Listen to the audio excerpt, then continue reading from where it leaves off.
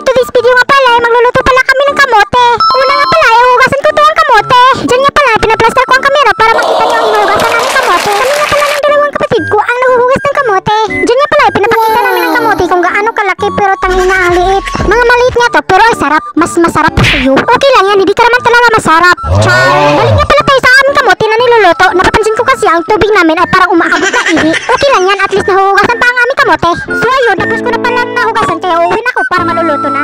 Nilagay ko nga pala muna kasi para makapaghaling na ako. Dito, sinimulan ko na nga pala sindihan ang Bioderm na salupin.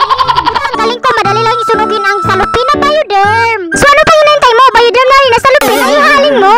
Chotot, sige pagtawag sa ako sa personal o vlogger. O niya na, nag-vlog na day ko.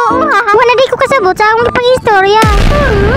Wala day sabot sa akong ipang-istorya karon sa akong pag-vlog. Ako din gidugalan og super crunch kay kulang ang Bioderm. So diha pa hinahinay na siya kahaling. Ako na din ipag-sugnuran og kahoy para mahalin na. Naday ko kauban nga mo na ay gamay kay gusto na mapuro siguro ning bataan. Bula lang naman yan, tinago na sa kanyang tiyan. Dito nga pala inaisunod ko ng mga kamote pero parang sobrang kanyang tubig kaya iabutan ng iba para malit lang ang kanyang tubig. Dahil hindi pwede masubran ang kanyang tubig. Ito na nga pala, malit na kanyang tubig kaya pwede na to. Tapos na nga pala, kaya tinangitatakang para maghintay na lang tayo na maluluto ito. Tiyo, tinignan ko nga muna kung luto na. Ito nga pala ay natatakam na ako kasi gusto ko nang kumain kaya parang masarap na. Ito na nga, luto na kaya excited na siyang maghukad. Ito ang kaldero namin gold. Ang aming mahiwagang kaldero. Ayan na nga pala kamote, di ba nangangatakam? Nilalagay ko na nga pala sa aming mahiwagang platito.